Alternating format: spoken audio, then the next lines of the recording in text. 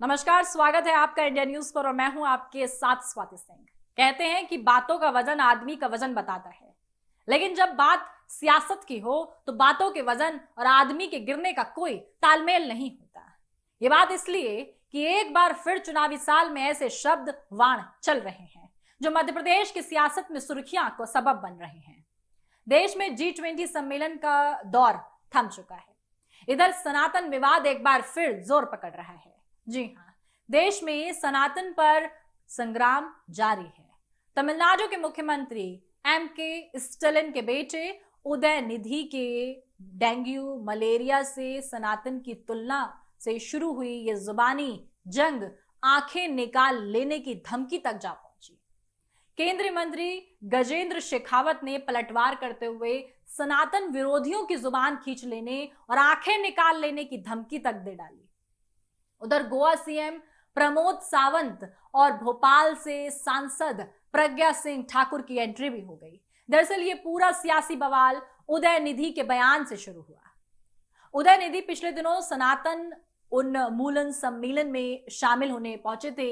यहां उन्होंने साफ तौर पर एक बयान जारी कर दिया। उन्होंने कहा कि सनातन धर्म सामाजिक न्याय और समानता के खिलाफ है। कुछ चीजों का विरोध नहीं किया जा सकता, उन्हें खत्म ही कर देना चाहिए।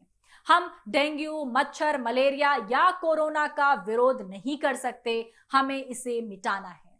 इसी तरह हमें सनातन को भी मिटाना है। यह बयान जारी किया गया जिस पर बवाल काफी हुआ।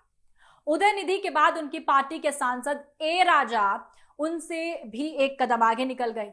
उन्होंने कहा कि सनातन पर उदयनिधि का रुख नरम था। उन्होंने कहा कि सनातन धर्म की तुलना सामाजिक कलंक वाली बीमारियों से की जानी चाहिए, जबकि उदयनिधि ने सनातन की तुलना मलेरिया से की है। ए राजा ने कहा कि सनातन की तुलना HIV और कुष्ठ रोग जैसे सामाजिक कलंक वाली बीमारियों से की जा रही है।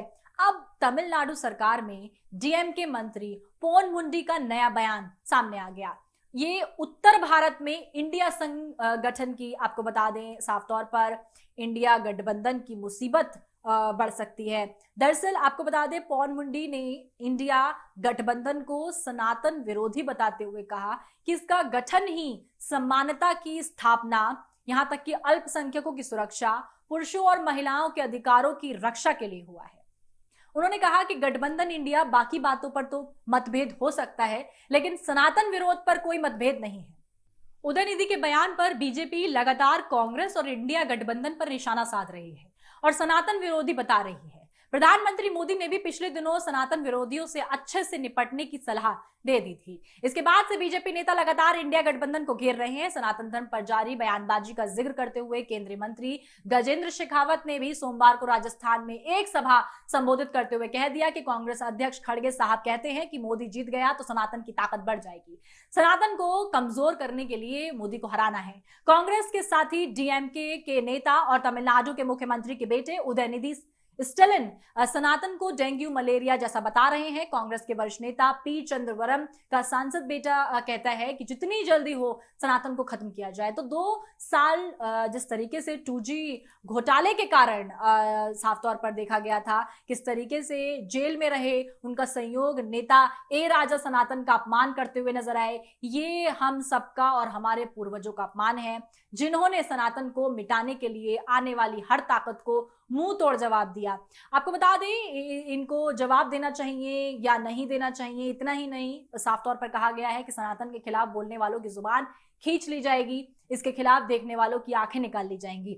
इधर भोपाल से सांसद प्रज्ञा सिंह ठाकुर भी नजर आई बोलती हुई। उन्होंने कहा सनातन को समाप्त करने की किसी की औकात नहीं है। सनातन धर्म पर बयान देने वाले DMK नेता उदयनिधि के एक्टर प्रकाश राज अभिनेता नहीं है, वे खलनायक हैं जो देश के खिलाफ बोलते हैं, जिनका एहसास नहीं है कि वे क्या बोल रहे हैं, क्या कह रहे हैं। ऐसे लोग विलन ही हो सकते हैं। मैं कहती हूं कि जिनके सनातन को कुष्ठ रोग, मलेरिया, डेंगू और एड्स कहा है, उनको इन रोगों का सुख भोगने को जरूर मिलना चाहिए।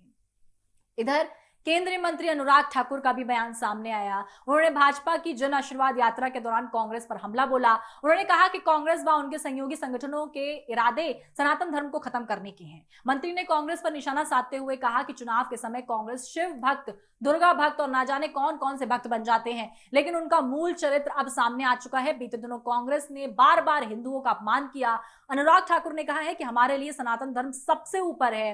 बड़वानी और राजगढ़ में जन आशीर्वाद यात्रा के दौरान आयोजित नुक्कड़ सभा को संबोधित करते हुए केंद्रीय मंत्री अनुराग ठाकुर ने भगवान राम का जिक्र करते हुए भी कांग्रेस को घेरा।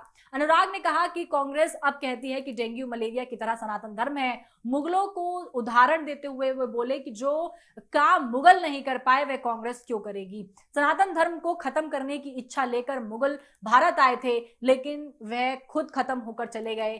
खेल मंत्री अनुराग ठाकुर बोले कि सनातन था, है और रहेगा। ऐसे में सनातन धर्म पर लगातार जो है राजनीतिक जंग छिड़ी हुई है, जुबानी जंग नजर आ रही है। इसका कितना प्रभाव, जिस तरीके से लगातार कांग्रेस को टारगेट किया जा रहा है, कितना प्रभाव चुनाव पर पड़ेगा ये देखना बाकी है। तमाम अपडेट के लिए हमारे साथ बने रहें, देखते रहें इंडिया न्यूज़। धन्यवाद।